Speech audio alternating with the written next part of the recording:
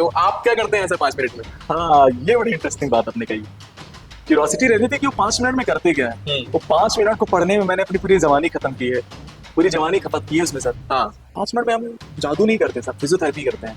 वो फिजियोथेरेपी में हमारी कुछ टेक्निक्स होती है, हम प्रॉपर असेसमेंट करते हैं, हम स्क्रीन पे लगे रहते हैं, हम डगआउट में देखते रहते हैं कि प्लेयर को अगर इंजरी हो रही है तो वहाँ क्या चल रहा होगा। स्क्रीन हम देखते रहते हैं लगातार, हमारे पूरे मैच के दौरान जितना कोच काम करता है उतना ही हम देखते रहते हैं कि आखिर क्या कर रहे हैं ये लोग। हेलो नमस्कार, मेरा नाम है रोहित और आपका स्वागत है मेरे पॉडकास्ट डिगिन विद रोहित में। आज मैं आपके सामने एक गेस्ट को लेके आया हूँ जिनका नाम है डॉक्टर अविनाश पांडे। डॉक्टर अविनाश पांडे एक फिजियोथेरेपिस्ट है। नमस्कार डॉक्टर अविनाश पांडे। इन्होंने अपनी जर्नी में बहुत ही माइलस्टोन्स अचीव कर लिए हैं अभी तक। He is just 29 years old as of now and he has achieved so many things so far. We are going to learn from his experiences कि इन्होंने कैसे चैलेंजेस को अपनी लाइफ में फेस किया और कैसे डेडिकेशन एंड पैशन के साथ में वो चीज़ें निरंतर करते रहे हैं।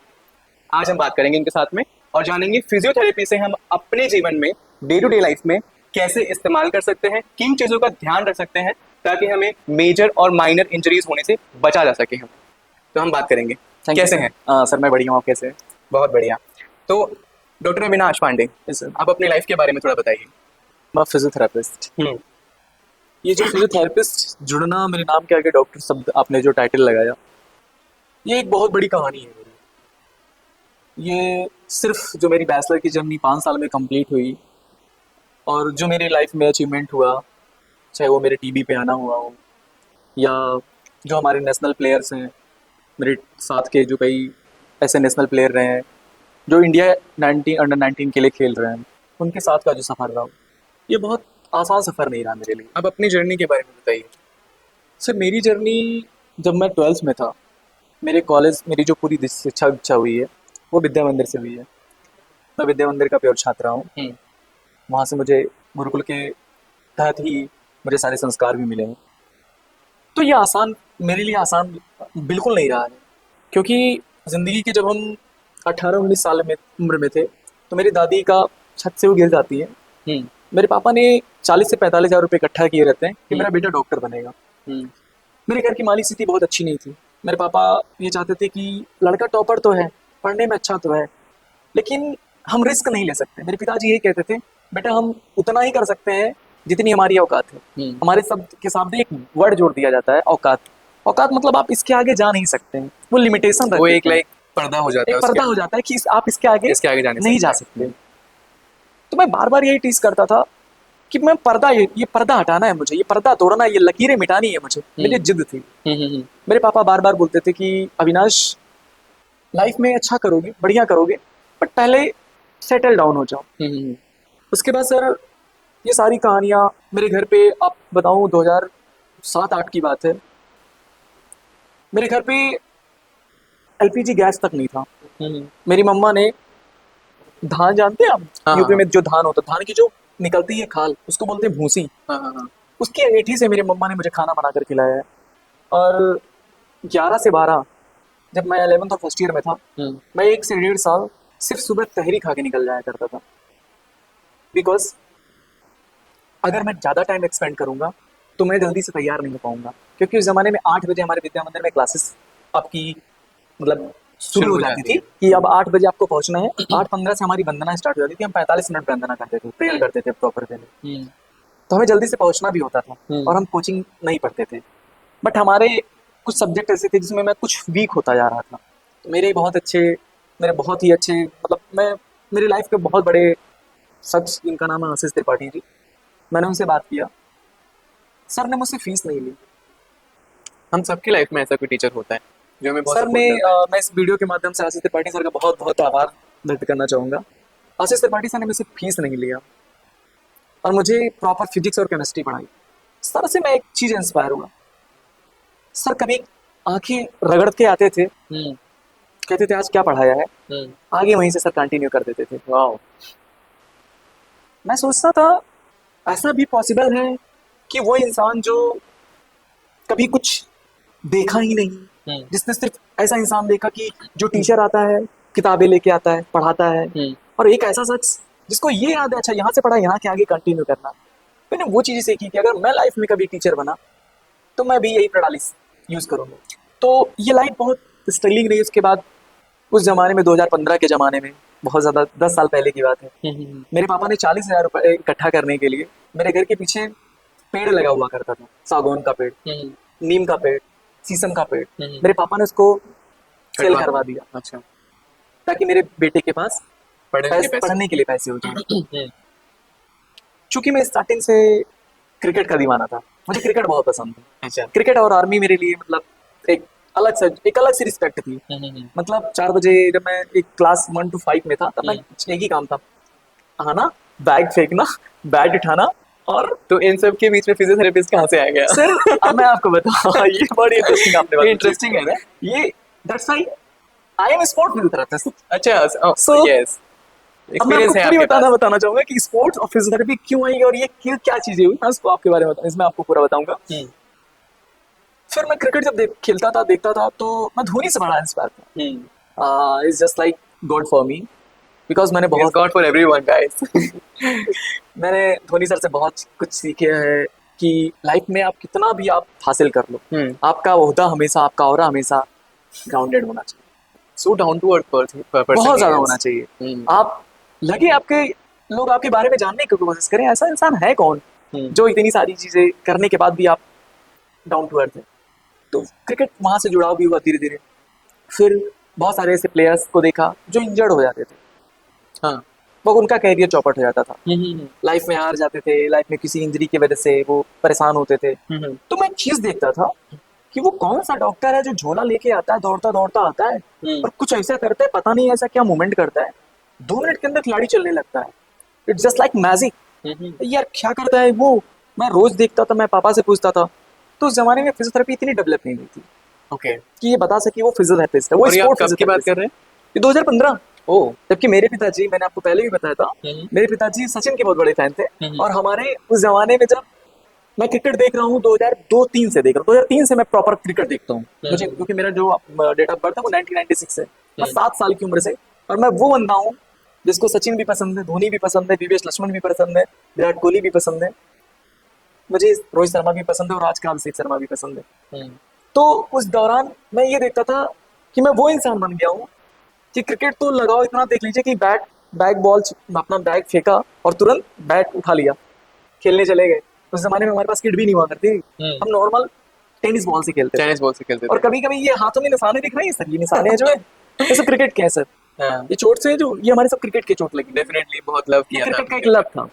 तो जुनून वहां से भी मिला। हम वो पीढ़ी रहे हैं जो हमें अखबार के पहले पेज से नहीं, अखबार के आखिरी पेज से पढ़ना हमने सीखा है, क्योंकि क्रिकेट वजह थी, क्योंकि स्पोर्ट्स वजह थी। तो कभी आपने क्रिकेट बनने का सपना नहीं सोचा? सर मैंने पहले बताया ना कि पापा का हमारा यही था कि बेटा कुछ भी कर लो, क्योंकि हमारे पास खोने के लिए कुछ भी नहीं है। और हम जिस समाज से आते हैं उस समाज में ये टॉन्ट मिलता था मुझे, जब हमारे पापा हमको उस जमाने में अच्छे स्कूल्स में पढ़ाते थे, जब लोग अपने बच्चों को वजीफा के नाम पे 5 किलो चावल के नाम पर भेज दिया जाता था कि आप यहाँ पे जाके पढ़िए। अच्छा। मेरे पापा ने उस दौरान भी मुझे क्लास फर्स्ट में भी बस से भेजा था 2003-4 में। 2003-4 या 2001 की बात है। मेरे पापा ने मुझे वहां तब से मुझे प्रॉपर एक स्कूलिंग अच्छी मुझे दी। मुझे कपड़े मेरे गंदे रहे, कपड़े मेरे छोटे रहे, लेकिन मेरी एजुकेशन कभी छोटी नहीं रही। मेरे बाप का दिल बहुत बड़ा रहा है, क्योंकि कयामत की चीजें, कायनात में सबसे बड़ा अगर धन होता तो बाप की आपकी सपोर्ट होता है। मेरे पिताजी ने इस चीज के लिए मेरे को बहुत सपोर्ट किया इसके लिए।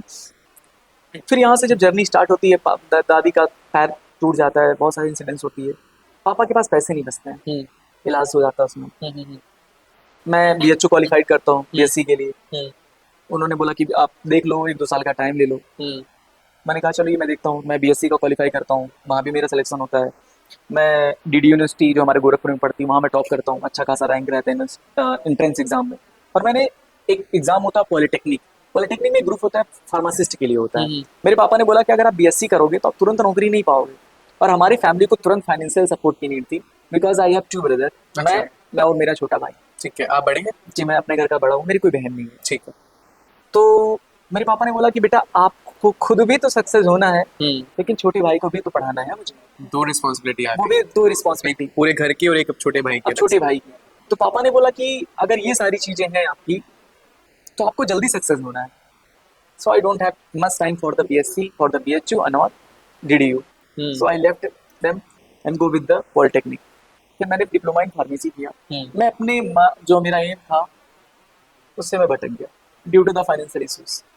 2017 कईयों के साथ ऐसा होता है। ये सारी चीजें इधर नहीं होती। कहते हैं ना सर, तकदीर में जो लिखा होता है ना वो मिल के रहता है आपको। ये बात बिल्कुल सच है सर, मैं मानता हूँ ये जो बात। ईश्वर ने अगर कहते हैं ना वही है वही जो राम रच रहा था। हाँ। आप राम जी ने जो रच दिया है ना, बजरंगबली ने जो रच दिया वो होके रहेगा सर। किस्मत की लकीरें से बड़ी होती है आपकी कर्म की लकीरें। अगर आप कर्म अच्छा करते हैं, कि गीता में भी भगवान श्री हमारे इष्ट देव कृष्ण भगवान ने भी बोला है कि अगर आप कर्म अच्छा करते हैं तो आपके फल अच्छे मिलेंगे। अगर आप कर्म नहीं अच्छा करेंगे तो आपके फल कभी अच्छे नहीं होंगे। सर आपको बताऊं, मुझे पहली बार फोन कब मिला था? 2016 में। मैं 29 साल का लड़का जिसको 17 साल की उम्र में फोन मिला था।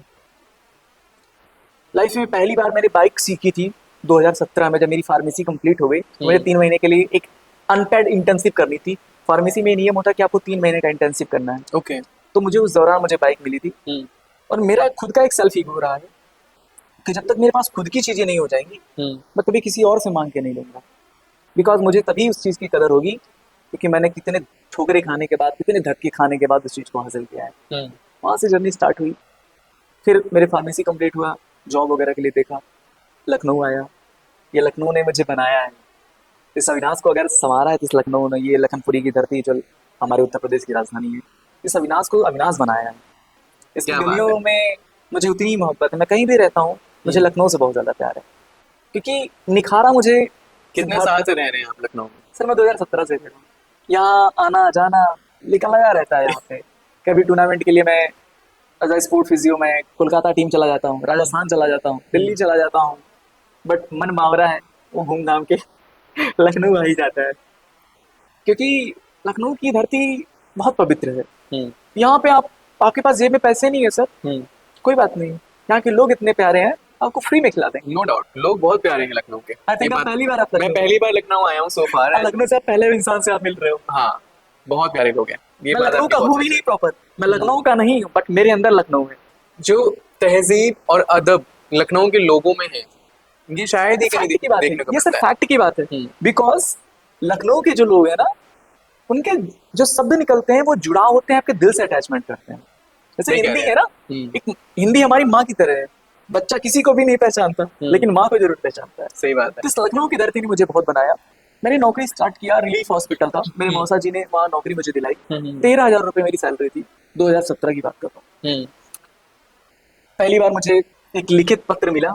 मेरे घर के बड़े बुजुर्गों ने, कहना नहीं चाहिए इस पॉडकास्ट के माध्यम से, उन्होंने बोला कि जरा लेटर दिखाना, क्या सच में तुम पा रहे हो? कैसा लेटर? अपॉइंटमेंट लेटर दिखाना। ओके। कि तुम सच में नौकरी कर रहे हो। क्योंकि लोग इंतजार करते हैं कि अरे इसके मेरे पिताजी बिजनेसमैन, अच्छा, एक फेल बिजनेसमैन, सक्सेस बिजनेसमैन नहीं, जो अच्छा नहीं कर सके, बट उन्होंने लाइफ में अचीवमेंट बहुत अच्छी चीज की। उन्होंने घर अच्छे बनवाए और उन्होंने सबसे बड़ी अच्छी चीज ये की, मेरे पिताजी ने एजुकेशन बहुत टॉप क्लास दिया, संस्कार बहुत टॉप क्लास दिए। मुझको अपनी औकात बताई कि बेटा तुम ये हो। और मुझे खान सर की लाइन बहुत अच्छी लगती है, वो लाइन कि तुम गरीब पैदा हुए हो तुम्हारा गुनाह नहीं है, लेकिन अगर गरीब तुम मर गए ना तुम्हारा गुनाह है। गरीब पैदा होना गुनाह नहीं है, गरीब मरना गुनाह है। तुम जिंदगी भर जिल्लत की जिंदगी जियो ठीक है, लेकिन जब मरो तो तुम्हारे पास इतनी संपत्ति होनी चाहिए कि 4 पुश्ते आप ही खा चुके, क्या बात है। खा चुके। तो मैंने ये सारी चीजें सीखी एक मन में, क्योंकि मैं मेरी हिस्ट्री रही है, मैं हमेशा से पढ़ने में बहुत अच्छा रहा हूँ। और मैं वो स्टूडेंट नहीं रहा हूँ कि मुझे मैथ नहीं आती। लोगों का मिसकंसेप्शन होगा कि डॉक्टर से तो मैथ नहीं आती। नहीं भाई, आप मेरा मार्कशीट उठा के देखिए, मैं मैथ में भी बहुत अच्छा स्टूडेंट रहा हूँ। मुझे मेरे गांव के अगल बगल के जो लोग आते थे बोलते थे अविनाश के पास जाओ, ये सॉल्व कर देगा। क्योंकि उस जमाने में लोग चैट जीपीटी का नहीं सिस्टम था सर। चैट जीपीटी क्योंकि हम जेंटीज नहीं रहे सर। हम वो लोग रहे हैं जो जड़ों से जुड़ने वाले लोग रहे हैं। सही बात है। तो वहां पे लोगों का ओपिनियन ये था कि अविनाश के पास जाओ, अविनाश सॉल्व करेगा। अविनाश सॉल्व भी करते थे, बट अविनाश कोई गॉड या गूगल फादर तो है नहीं कि वो सब सीधे कर ले। अविनाश भी फंसते थे। अविनाश के भी सीनियर, मेरे कई सीनियर मित्र हैं, सौरभ मिश्रा जी जो इस समय आपके इनकम टैक्स ऑफिसर है, उन्होंने बहुत मेरी मदद किया कि अविनाश जैसे काम करना है। मेरे मनीष मित्र हैं, उनसे मेरी 2015 के बाद मेरी कभी बात नहीं पाई, मेरे सीनियर थे। मैं चाहूंगा कि वो मुझसे दोबारा मिले, मुझे कभी मिल नहीं पाए। तो एक कंपटीशन भी विद्या मंदिर में लगातार लगा रहा और एक निखार भी आया, मैं कक्षा प्रमुख भी रहा, तो वहां से भी मुझे थोड़ा सा इंक्रेजमेंट सारी चीजें मिली। तो ये जब सारी चीजें आपकी पास्ट, एक मजबूत पास्ट आपका रहा एजुकेशनल फील्ड का, कि आप फ्रंट बेंच चल रहे हो, आप उस बेंच पे बैठते हो जहां लोग टीचर की नजर रहती हो, और वो बंदा सिर्फ 2 साल का डिप्लोमा करके हासिल रहे, क्या वो सेटिस्फाइड होगा? एक टीज रह जाती है मन में कि दुनिया असफल लोगों की कहानी नहीं सुनती। अगर मैं इस पॉडकास्ट में हूँ, चाहे 1% सक्सेस हूँ, तभी इस पॉडकास्ट में हूँ, वरना वो लोग जिनके पास आइंस्टीन से भी ज्यादा दिमाग है, वो आज मेरी जगह पे होते। सही बात है। दुनिया कभी भी फेलियर की कहानी नहीं सुनती। क्यों? क्योंकि माँ बाप के अलावा ना असफल इंसान कभी एक्सेप्टेड नहीं होता। एक माँ और बाप होते हैं ना, आपकी खुद की पत्नी नहीं एक्सेप्ट करेगी अगर आप फेल हैं, छोड़ के चली जाएगी। ये बहुत डीप है सर, बहुत डीप है ऑनेस्टली। आपकी सिर्फ माँ बाप, पेरेंट्स ऐसे होते हैं, और एक कुछ भाई जो होते हैं, अनकंडीशनल लव करके वो सिर्फ माँ बाप का होता है। माँ बाप कर but definitely I have my brother, hmm Abhishek नाम है, कार्ड में वर्किंग है, बहुत अच्छा बंदा है। अभी फोन कर दूं कि मुझे 5 शहर चाहिए, भेज देंगे, जबकि मेरे से 2 साल छोटा है। जानता है पढ़ने में अच्छा नहीं था बंदा। मैं बताऊंगी मेरे भाइयों के बारे में भी बताऊंगा। फिर मुझे लखनऊ में जब मैं आया तो मुझे बहुत टीस थी कि कैसे चीजें करूंगा, क्या मैं सेटिस्फाइड, मैं रोज परेशान होता था कि यार अविनाश इतने में सेटिस्फाइड कैसे हो गए तुम? कल को दुनिया असफल लोगों की कहानी नहीं सुनेगी, लोग ये बोलेंगे तुम फार्मासिस्ट थे, तुम इतने पढ़े लिख लिए, तुम फार्मासिस्ट कहाँ रहे? लोग यही बोलेंगे, अरे तुम तो दवा बेचने वाले हो, फार्मासिस्ट तो दवा बेचने वाला होता है। लोगों को नहीं पता फार्मा, हम किस किस को हम एक्सप्लेन करोगे? दुनिया रिजल्ट मांगती है। आप Right. एग्जाम में कितना भी अच्छा करके आए हो सर, अगर आपका रिजल्ट अच्छा नहीं आया है तो आप फेल हो, आपको कोई सक्सेस नहीं मिलेगा, आपको कोई नाम नहीं मिलेगा। आप टॉप की हो, नकल करके टॉप की हो, आपको रिजल्ट मांगेंगे दुनिया। नकल को सपोर्ट तो नहीं करता सर, बट दुनिया कभी भी बुज़दिलों की कहानी नहीं लिखती, ना सुनती है, ना गाती है। वीर गाथाएं उन्हीं की रची जाती है ना, जो रण क्षेत्र में या तो सफल होते हैं या तो शहीद होते हैं। फेलियर को पीठ दिखाने वालों की लाइफ कभी सुनी नहीं जाती है। ये चीज मुझे बहुत टीज करती थी। तुम मन में यही था कि अविनाश कुछ तो करना है। तो मुझे, मेरे पास एक एम्बिशन था फिजियोथेरेपी के बारे में। हाँ जी। मुझे पहले से पता था कि ये कौन है जादूगर, हाँ। जो आता है जादू करके चला जाता है। तो चूंकि स्पोर्ट्स में मेरा लगाव भी था, फिर मैं लखनऊ आया। लखनऊ में बोरा इंस्टीट्यूट है, इसने मेरा बहुत सपोर्ट किया। सपोर्ट के नाम पे सर इतना जान लीजिए, स्ट्रगल मेरा यही बंधन में हुआ। एडमिशन लिया 2018-22 बैच में। उस बैच में बहुत अच्छे मित्र मेरे भी रहे, बहुत सारे लोगों ने मेरे बहुत सपोर्ट किया, लेकिन सबसे ज्यादा अगर सपोर्ट रहा है तो बोरा इंस्टीट्यूट का रहा। ये कोई पेड़ बातें नहीं है मेरी, ये फैक्ट ही मेरे दिल से बातें हैं। कोई कॉलेज आपको 4 बजे के बाद, पढ़ने के बाद नौकरी देगा कि आप 4 बजे तक हमारे यहाँ पढ़िए, आप हमारे यहाँ नौकरी करिए? नहीं देगा।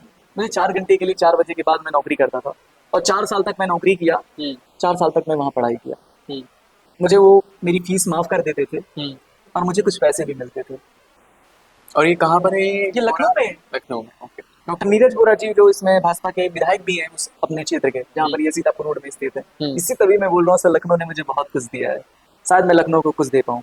मेरी यही कोशिश रहेगी कि मैं लखनऊ को जो आपके माइलस्टोन्स हैं उसके अकॉर्डिंगली आप बहुत कुछ दे रहे हैं, और आप अज्यूमिंग कि आप आगे बहुत कुछ करेंगे। बहुत बहुत आभार सर। फिलहाल आप मुझे फिजियोथेरेपिस्ट की जर्नी आपकी कैसे शुरू हुई उसके बारे में सर, यहीं से तो मेरी शुरुआत हुई। हाँ जी, फिर वहीं पर मैंने स्टार्टअप किया, और मैं वहां से पढ़ के निकला। फिर स्पोर्ट्स में अपना जो आगे की पढ़ाई होती है वो सारा अपना चीज किया।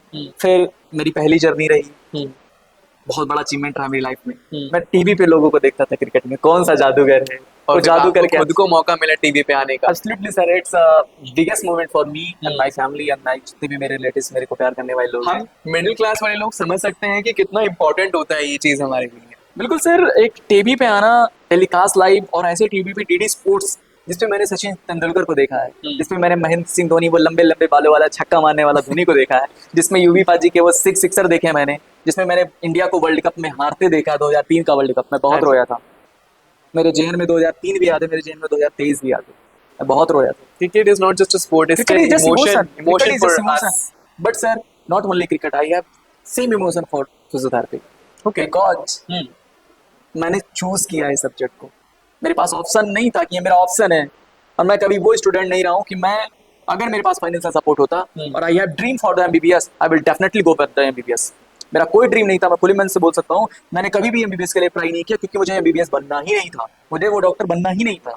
I have much respect for the MBBS fraternity, but मुझे वो डॉक्टर बनना था, वो मैजिशियन बनना था। बाकी कौन सी मैजिक करता है जो खिलाड़ियों को सही कर लेता है। फिर मैंने जब टीवी पे आया तो एहसास हुआ, पढ़ाई के दौरान फिजियोथेरेपिस्ट बने, स्पोर्ट्स फिजियोथेरेपिस्ट जब हुए, तो एहसास हुआ। फिर वहाँ से फुटबॉल टीम में काम किया बहुत सा। अभी मैंने एक नई एकेडमी भी डाली है अपनी, फिजियो लर्निंग एकेडमी। इस एकेडमी के माध्यम से मैं ये चाहता हूँ कि वो सारे लोग अच्छे फिजियोथेरेपिस्ट बने, स्किलफुल फिजियोथेरेपिस्ट बने, मेरे से 10 गुना अच्छा बने, 100 गुना अच्छा बने, ताकि फिजियोथेरेपी लोगों तक पहुंचे। क्योंकि फिजियोथेरेपी सर एक ऐसी साइंस है जिसमें हम कोई दवा नहीं देते, कोई सर्जरी नहीं करते। हाँ, ये मिरेकुलस है। हम इसके बारे में बात Yes. करते हैं, फिजियोथेरेपिस्ट के बारे में बात करते हैं। जैसे कि आपने बताया कि एक झोला छाल लेके एक इंसान आता है और वो एक प्लेयर को ठीक कर देता है विदाउट कुछ मेडिकेशन या फिर उसके। तो Absolutely, आप sir. उसके बारे में बात करिए कि फिजियोथेरेपिस्ट एक्चुअली होती क्या है, लोगों को बताइए, हमारी ऑडियंस को बताइए। ओके, मैं बताना चाहूँगा। फिजियोथेरेपी एक ऐसा मेडिकल साइंस है जिसमें हम पेशेंट को असेस करते हैं, उसकी मसल्स को असेस करते हैं, उसके मसल्स की लंबाई कितनी है, उसकी मसल्स की गहराई कितनी है, गर्द कितनी है, उसका रेंज ऑफ मोशन कितना है, उसको असेसमेंट, प्रॉपर एक असेसमेंट करने के बाद सम ऑफ एक्सरसाइजेस, सम ऑफ इलेक्ट्रोमोडालिटीज, जैसे टेंस हो गया, आईएफटी हो गया, लेजर थेरेपी हो गया, इन सारी चीज़ों के माध्यम से, और कुछ हमारे रिहैब प्लान्स होते हैं। और अभी तो बहुत सारी एडवांस टेक्निक्स आ चुकी है, उस टेक्निक के माध्यम से और बहुत सारी ऐसी चीज़ें होती हैं जो नॉर्मल, आप पता है सर, अगर आप एक कप उठा लो और कप को अपने हाथ में रख लो, आपने कप हाथ में रखा, आपके मसल्स में, आप अपना मोबाइल है सर सामने, अगर आप हाथ को सीधा रखोगे आपको मसल्स फील होगा। It is the part of isometric exercises. Okay. हमने कोई मसल्स में मूवमेंट नहीं किया, हाँ। बट हमारे मूवमेंट कॉन्ट्रैक्शन हमको फील हुआ। It's provide strength to your body. Here is physiotherapy. Okay. तो फिजियोथेरेपी सिर्फ एक्सरसाइज करना फिजियोथेरेपी नहीं है। Taping is the part of physiotherapy, cupping therapy is the part of physiotherapy, dry needling it's the part of physiotherapy. So nowadays physiotherapy एक advance techniques के रूप में हो गई है। और फिजियोथेरेपी से एक प्राइमरी हेल्थ केयर डॉक्टर है जो पेशेंट को दवा से बचाता है, जो हाँ। सर्जरी से बचाता है। यही मिरेकुलस पार्ट है इसका, ये जो सर्जरी बहुत और बड़ा दवा इसमें- के बिना इंसान को ठीक कर रहा है। और जब आप कोई दवा नहीं दे रहे हो, हाँ। और जब आप कोई सर्जरी नहीं कर रहे हो, कोई आप इंजेक्शन नहीं लगा रहे हो, इसका मतलब क्या है कि एक ऐसा मूवमेंट साइंस जो फ्री फ्रॉम साइड इफेक्ट है। मतलब लोग इस्तेमाल कर सकते हैं, इंजरी से प्रिवेंट हो सकते हैं। और आज हर स्पोर्ट टीम में एक स्पोर्ट फिजियोथेरेपिस्ट है, Right, हर absolutely. हॉस्पिटल में अपना एक स्पोर्ट फिजियोथेरेपिस्ट है, हर जिम सेंटर में आपका स्पोर्ट फिजियोथेरेपिस्ट है, सॉरी फिजियोथेरेपिस्ट है। हर जगह आपके फिजियोथेरेपिस्ट भरे पड़े हुए हैं। तो फिजियोथेरेपिस्ट एक मिराकल्स के लिए काम होता है। और मेरा एक कोट्स भी है कि miracles begin here, dedicated to physiotherapist. तो दोबारा बोलो।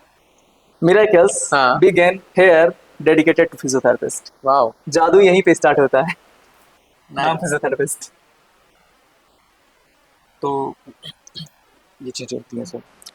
सर बताइए, डे टू डे लाइफ में जो हम आम लोग होते हैं, हम छोटे छोटे मसल पेन को इग्नोर करते हैं और छोटी मोटी दवाइयाँ लेकर, मैं नाम नहीं लूंगा दवाइयों का, हालांकि बहुत घर में मिल भी जाती है, आमतौर पे मिल जाती है वो दवाई, जी जी, पेन किलर्स। पेन किलर्स कह लीजिए, जी। बेटर चॉइस होता है वर्ड। लेकिन हम उनको इग्नोर करते रहते हैं काफी लंबे समय तक, और फिर बाद में वो एक बड़ी समस्या बन जाती है। आपके पास में डेफिनेटली ऐसे कुछ पेशेंट्स आए होंगे, आप उनका थोड़ा एक्सपीरियंस शेयर करेंगे? बिल्कुल सर। एज अ फिजियोथेरेपिस्ट सबसे बड़ा challenging job as a physiotherapist ये होता है, क्योंकि पेशेंट बचपन से ही, जब से उसने होश संभाला और जब तक उस अवस्था में आया, उसको यही पता है कि अगर हमें दर्द हो रहा है तो हमें दर्द की दवा खानी है। राइट। उस दर्द की दवा आपके पेन रिसेप्टर को ब्लॉक करती है, सेंसरी रिसेप्टर पे काम करती है, नॉसिस रिसेप्टर होता है उसको ब्लॉक करने बट मेन कॉज उसका वहीं का वहीं रहता है। बट रूट कॉज पे काम नहीं करती, वो सिर्फ पेन के सेंसेशन को ब्लॉक करने का ब्लॉक काम कर करती है। दीजिए, राइट। फिजियोथेरेपिस्ट एक प्रॉपर असेसमेंट के बाद ये पता करता है कि आपका अगर वो दिक्कत हो रहा है तो क्यों दिक्कत हो रहा है, अगर वो दिक्कत आई है, जनरेट हुई है, तो वो दिक्कत क्यों जनरेट हुई है, तो उस चीज पे वो काम करने का प्रयास करता है। तो फिजियोथेरेपिस्ट के तौर पे मेरे लिए बहुत बड़ा चैलेंजिंग जॉब होता है ये कि पेशेंट को एजुकेट करना। अगर मैंने अपनी एक दिन की लाइफ में, मैंने यही टारगेट रहता है कि अगर डे 1 में, डे 2 में, डे 3 में, अगर मैं सिर्फ 3 दिन के अंदर 2 पेशेंट को भी एजुकेट कर लेगा कि दवा कब इस्तेमाल करनी है और कौन सी दवा इस्तेमाल करनी है, और फिजियोथेरेपी कब इस्तेमाल करनी है और कब ज्यादा इस्तेमाल करनी है, कब नहीं करनी है, ये चीज अगर समझ में आ गई कि what is the right thing for the patient, अगर ये चीज इसको क्लियर हो गई तो वो दर्द से भी छुटकारा पा जाएगा। और पेन जो होता है एक इमोशन होता है, आप इमोशन को कितने दिन तक दबा सकते हैं? बॉडी इमोशन करती है, बॉडी सिग्नल देती है, Right. ये सिग्नल देती है कि हम अच्छे नहीं है, हमें ट्रीट करिए। और आप सिग्नल को ब्लॉक कर रहे हो दर्द की दवाई खा करके, तो बाद में तो दिक्कत तो करेगा ना सर आपको। वो अगर आपको उसको फाइंड आउट करना है, उसको बाहर करना है, तो आपको रूट कॉज पे काम करना पड़ेगा। तो पेन किलर एक बहुत बड़ा नुकसान भी साबित बिल्कुल, हो आपकी सकता है। किडनी जाते हैं, आप स्टडी उठा के देखिए, रिसर्च स्टडीज ऐसे कहती हैं कि और कितना कॉमन है, लोग दवाइयाँ मतलब ऐसे खा लेते हैं, पेन किलर्स ऐसे ही खा लेते सर कोई भी दवा होती है मेटाबोलाइज आपकी लिवर और किडनी में ही होती है। हैं? लगातार आप दवाइयों के साइड इफेक्ट आपके इतने हैं, लगातार मेडिसिन आपकी फेल होती जा रही है, कुछ कुछ मेडिसिन है, हर दवा का साइड इफेक्ट है। हम्म, तो अगर आपको बॉडी को हम नेचुरली हील कर सकते हैं हम्म, कुछ एक्सरसाइजेस के माध्यम से, कुछ मशीनों के माध्यम से, जिसका कोई साइड इफेक्ट नहीं है, हम्म, तो हम क्यों ना ऐसे प्रोसेस के तहत जाएं, ऐसे थेरेपीज के पास जाएं, ऐसे डॉक्टर के पास जाएं जो ऐसा इलाज करे जो आपको नेचुरली हीलिंग किया जाए। हमारे देश जो भारत है, हम लोग सनातन संस्कृति से जुड़े हुए लोग हैं, राइट। हम रूट पे काम करने वाले लोग हैं। हमारे जो फादर ऑफ सर्जरी हैं उन्होंने खुद बोला है कि इलाज 3 तरीकों से करना चाहिए। सबसे पहले एक्सरसाइज के माध्यम से, ठीक है। अगर एक्सरसाइज नहीं काम करती तो आप दवा पे जाइए ठीक और है। लास्ट में आप सर्जरी पे जाइए। Which is normal, अगर yeah. आप इस चीज को फॉलो कर रहे हो कि पहले आप दवा पे जा रहे हो, बाद में सर्जरी पे आप नहीं लग रहा, तब फिर आप एक्सरसाइज पे आ रहे हो, तो आपकी मोबिलिटी नहीं आएगी, आपकी इंजरी नहीं प्रिवेंट हो पाएगी, आप बीमारी से बच नहीं पाएंगे। तो मैं यही बोलना चाहूंगा कि आप अगर आप पेन से जूझ रहे हो, आप फ्रैक्चर के केसेस हो गए हो, कुछ भी किसी भी दर्द से आप परेशान हो, तो आप किसी भी नजदीकी क्वालिफाइड फिजियोथेरेपिस्ट से मिलिए जिसका qualification at least bachelor of physiotherapy हो। डॉक्टर, आपने इतना कुछ बताया और मतलब मैं समझता हूँ कि लोगों को बहुत कुछ पता भी है, बट स्टिल मुझे लगता है कि आपके पास ऐसे एग्जांपल्स होंगे जहाँ पे आपने पेशेंट को एडुकेट करने की बहुत कोशिश की, लेकिन वो फिर भी घूम फिर के उसी कॉन्सेप्ट पे वापस आ जाते हैं। देखिए, थोड़े ऐसे एक्सपीरियंसेस बताइए जहाँ पे आप इतना ये- बेस्ट ट्राई कर ये रहे हैं एज अ आपने डॉक्टर। एकदम ये मजे की बात की हाँ, आपने। प्लीज अपना एक्सपीरियंस बताइए ऐसे एज अ पेशेंट्स के डॉक्टर, बारे में। एज अ फिजियोथेरेपी डॉक्टर, हम्म, बहुत बड़ा चैलेंजिंग जॉब होता है कि फिजिशियन या सर्जन ने लिख दिया ये दवाइयाँ खानी है आपको और ये एक्सरसाइज करनी है सिर्फ आपको, तो मोस्टली लोग एक्सरसाइज अवॉइड करके सिर्फ दवाइयाँ खाते हैं। दवाइयाँ खा लेते हैं। हाँ। और थोड़ा और भी पार्ट है, मशीनें लगवा लेते हैं, हम्म, एक्सरसाइज कहते हैं सर मैं बाद में कर लूंगा। हाँ, थोड़ा इसको एक्सप्लेन बट करिए। सर मैं आपको एक चीज क्लियर कर दूं, हाँ। मेरा ओपिनियन ये है, आप मशीन के सहायता, जो हमारे फिजियोथेरेपी में मशीनें होती है वो 10% काम करती है, 20% काम करती है, 30% काम करती है, बट हमारा बॉडी जो नेचुरली हील करता है वो with the help of rehabilitation के द्वारा करता है, एक्सरसाइज थेरेपी के द्वारा करता है। तो 70% रिकवरी आपकी तभी आएगी जब आप वर्कआउट करोगे, आप एक्सरसाइजेस करोगे जो आपके फिजियोथेरेपिस्ट ने आपको प्रिस्क्राइब की है। आप गूगल वाली फोटोज देख करके लाओ, गूगल कर लिया, 4 फोटोज देख ली, चलो ये वाली एक्सरसाइज कहते हैं, नहीं। आप इस तरह से, आप क्या गूगल से करके आप दवाइयाँ खाते हैं? नहीं खाते। नहीं, तो आप गूगल से करके, यूट्यूब से करके आप वीडियोस कैसे देख सकते हो? कॉमन हो गया, लेकिन आजकल पता नहीं लोग कैसे बट विश्वास इसी करते वजह से तो बीमारियां, जिम इंजरी हो जाए, जिम इंजरी इतनी कॉमन हो गई है, हार्ट अटैक के पेशेंट इतने क्यों बढ़ रहे हैं? क्योंकि लोग कुछ भी कर रहे जा रहे हैं, हाँ। जिम में आते कुछ भी करते हैं। आपका एक लोडिंग होता है, बॉडी का एक लोड होता है, तो आप उस लोड को मैनेज करना आना चाहिए। तो अगर ये सारी चीजें अगर आप बेटर कर रहे हो तो आपको इंजरी प्रिवेंट करना आना चाहिए। तो एज ए डॉक्टर बहुत बड़ा चैलेंजिंग होता है पेशेंट को एजुकेट करना। पेशेंट तो कहता है कि आपके अकॉर्डिंग करेंगे हम, अरे हम ये एक्सरसाइज तो जानते हैं, गांव में माता लोग आती हैं, भोजपुरी में बोलती हैं, हाँ। तू हमसे अच्छा जाना ला, तुमसे अच्छा हम जानी ला। तो ये चीज ना, वो जो उनके टोन होते हैं ना, उनका ये कहने का मतलब वो कहीं ना कहीं एक विरोधाभास करते हैं। हाँ। वो दवा को प्राथमिकता देते हैं क्योंकि दवा तुरंत आराम दे देती है, बट फिजियोथेरेपी अगर राइट वे में यूज की जाए तो फिजियोथेरेपी भी बहुत बेटर वे में प्रॉफिट तौर पे अच्छा काम आपको करेगी। और फिजियोथेरेपी में रामबाण इलाज है तो वो आइसोमेट्रिक है, जो कि मैंने आपको बताया कि आइसोमेट्रिक एक ऐसी एक्सरसाइज होती है जिसमें पेशेंट कोई मूवमेंट नहीं करता है, आपका स्टेबल रहेगा, एक वेट दे देगा और इसी पॉइंट पे आपका स्टेबल रहेगा। अगर मैंने हाथ में कोई वेट उठाया और होल्ड कर दिया, ग्लास ही होल्ड कर दिया, इसमें बॉडी में कोई मूवमेंट नहीं हुआ, ना मेरी मसल्स लेंथनिंग हुई, ना मेरी मसल्स अपनी जगह से छूटी हुई, बट हमारे मसल्स में कॉन्ट्रैक्शन फील हुआ। ये हमारे में स्ट्रेंथ जनरेट करेगा, ये हमारे पेन को कम करेगा। बहुत सारे ऐसे पेन्स होते हैं जो मैंने प्लेयर्स के ट्रीट किए, वो आइसोमेट्रिक एक्सरसाइजेस के थ्रू से ही किए। Alright, so thank you for letting me know about the, जो आपने एग्जांपल्स बताए, अच्छा लगा। लोग करते हैं ऐसे, मानते नहीं है बात। वेल एनीवेज, हाँ, जो आपने मुझे एग्जांपल बताया था उससे डॉक्टर का या उस आदमी का, इंसान का, जो फील्ड में एकदम से आते हैं और 5 मिनट में ठीक कर देते हैं, तो आप क्या करते हैं ऐसा 5 मिनट में? हाँ, ये बड़ी इंटरेस्टिंग बात आपने कही। क्यूरोसिटी रहती थी कि वो 5 मिनट में करते क्या है। वो 5 मिनट को पढ़ने में मैंने अपनी पूरी जवानी खत्म की है, पूरी जवानी खपत की है उसमें सर। हाँ। 5 मिनट में हम जादू नहीं करते सर, फिजियोथेरेपी करते हैं। और फिजियोथेरेपी में हमारी कुछ टेक्निक्स होती है, हम प्रॉपर असेसमेंट करते हैं, हम स्क्रीन पे लगे रहते हैं, हम डगआउट में देखते रहते हैं कि प्लेयर को अगर इंजरी हो रही है तो वहाँ क्या चल रहा होगा, स्क्रीन हम देखते रहते हैं लगातार। हमारे पूरे मैच के दौरान जितना कोच काम करता है उतना ही हम देखते रहते हैं कि आखिर क्या कर रहे हैं ये लोग, देखते रहते हैं, उनकी एक्टिविटी को नजर देखते रहते हैं, उनके बायोमैकेनिकल एरर को, अगर कोई उनका पोस्चर गंदा है तो उसको हम सही करते हैं, सेशंस के दौरान सेशन सही करते हैं। तो हमें सारे प्लेयर्स का वीक पॉइंट और मसल्स का क्या दिक्कत है उनको सारा चीज पता रहता है। एज अ फिजियोथेरेपिस्ट हमें सारी चीजें पता रहती है। इंजरी होती है तो हम जब दौड़ते हैं ना सर, तभी हमारा क्लियर हो जाता है कि इसको क्या क्या चीजें डिफरेंशियल डायग्नोसिस हो सकती है, कि ये भी हो सकता है, ये भी हो सकता है, ये भी हो सकता है। तो आप सारे एस्पेक्ट लेके एस्पेक्ट हम दौड़ते हैं और वो हमारे दिमाग में चलता है, पहुंचते हैं, तुरंत असेसमेंट करते हैं, पेन का पॉइंट पूछते हैं, और अगर लगता है कि वहां पर तुरंत ट्रीट कर सकते हैं तो जो हमारी फिजियोथेरेपी की टेक्निक्स होती है, आइसिंग वो करना या आपका पीआरटी करना या आपका स्ट्रेचिंग करना, जो भी हमारी टेक्निक्स होती है एज पर नीड जितना जो लगना चाहिए उसके अकॉर्डिंग हम उसको अप्लाई करते हैं। अगर वहां हमें लगता है ये नहीं सही हो सकता है, हम मैच को डिले नहीं कराते, हम उसको आउट ऑफ द ग्राउंड ले जाते हैं। और फील्ड की कहानी आपको बताते हैं, हम पेशेंट से पूछते हैं कि क्या आप ओके हो, ग्रेड उनके देखते हैं, उनका पेन देखते हैं, उनको बोलते हैं कि नहीं 18 साल के लड़के, हमारे पास 18-19 साल के भी बच्चे आते हैं, कहते हैं सर हमको फिट कर दो, हमको मैं जाऊंगा खेलने, क्योंकि वो जवानी अग्रेसर मांगती है, वो अग्रेसिव रहते नहीं, आई विल डेफिनेटली डू, मैं मैच फाइट करूंगा, मैं करूंगा जाकर खेलना। हम वहां समझाते हैं बेटा आप अभी पीक एज पे नहीं हो, आप 18 साल के हो, आपकी पूरी कैरियर पड़ी हुई है। एक मोटिवेशन भी जरूरी होता है।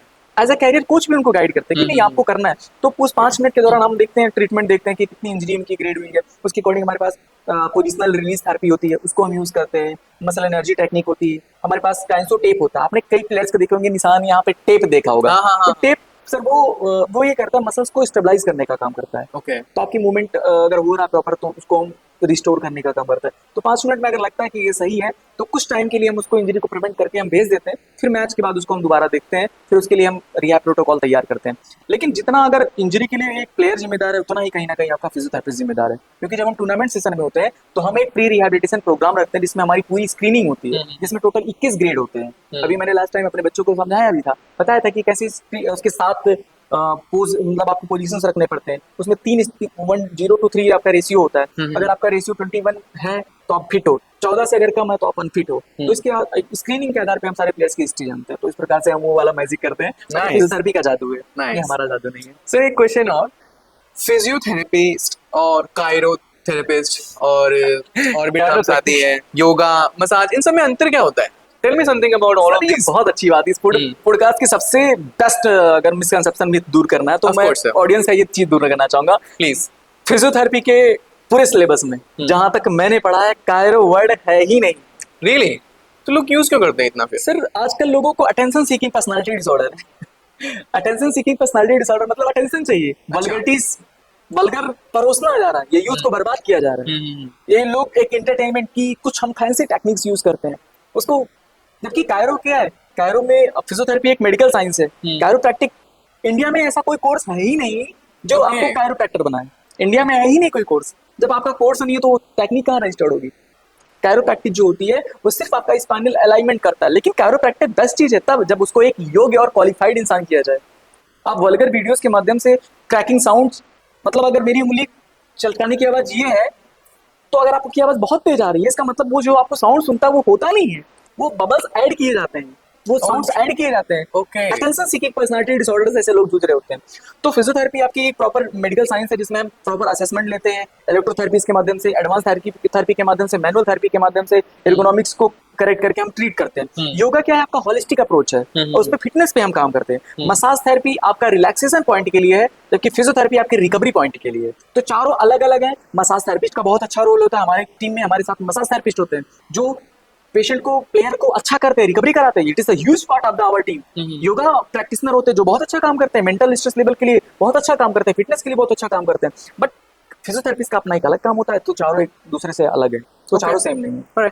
सर एक कॉन्सेप्ट और भी है, प्रेगनेंसी में क्या लोगों को मूवमेंट करनी चाहिए, लाइक लेडीज? सबसे बड़ा बिग ब्लंडर लोगों का है, प्रेगनेंसी में अपनी ट्राइमेस्टर होती है, 3-3 महीने का 3 स्टेज बांटा जाता है, जिसको बोलते हैं फर्स्ट ट्राइमेस्टर, सेकंड और थर्ड ट्राइमेस्टर। जब प्रेग्नेंट लेडीज होती है तो उसमें हमारी पेल्विक फ्लोर मसल्स का बहुत ज्यादा योगदान होता है। अगर आप रेस्टिंग पीरियड में रहोगे तो आपको बैक पेन, नेक पेन, ये सारे प्रॉब्लम, आप स्टिफनेस, मसल आपकी वीक हो जाएगी। आप रेस्ट करोगे तो आपकी, जाहिर सी बात, अगर आप रेस्टिंग पीरियड में हो तो क्या आपकी मसल काम नहीं करेगी? अगर आपकी मसल्स नहीं काम कर रही है अच्छे से तो आप कहाँ ग्रोथ कर पाओगे? तो आपको पेन तो होगा ही क्योंकि मूवमेंट नहीं हो रहा है। तो ये लोगों का मिसकंसेप्शन है।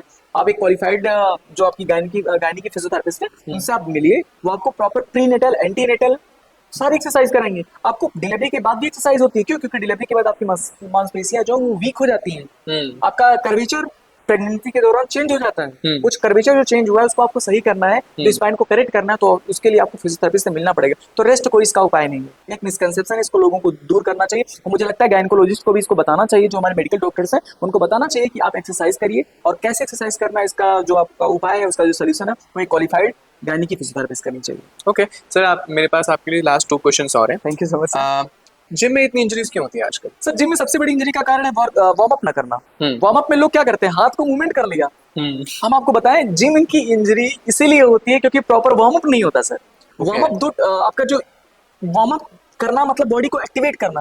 आपने हाथ को मूव कर लिया, गर्दन मूव कर लिया, 2 बार मूवमेंट कर लिया, क्या इससे आपकी वार्म अप हो गया? नहीं, ऐसे आपकी बॉडी का वार्म अप नहीं होगा। हर जॉइंट का आपको वार्म अप होता है। आपके नी जॉइंट का, आपका एल्बो जॉइंट का अलग होगा, एंकल जॉइंट का अलग होगा, नी जॉइंट का अलग होगा, शोल्डर जॉइंट का अलग होगा। आपको प्रॉपर वार्म अप करना पड़ेगा। सर अकॉर्डिंग टू यू कितना टाइम लगना चाहिए वार्म अप करने सर में? आप अगर आपको देखा जाए तो 25 से 30 मिनट, 20 से 25 मिनट आपकी बॉडी की कैपेसिटी कैसी, आपकी बॉडी का फिजिक कैसा, उसके अकॉर्डिंग भी डिपेंड करता है। बट जितना वार्म अप सब बहुत ज्यादा पॉपुलर है, आपने कूल डाउन वर्ड कभी पॉपुलर सुनते हुए देखा? कूल डाउन सर, आपने अगर किसी चीज को हीट दिया है और उसको नॉर्मल रखना है तो क्या करना पड़ेगा?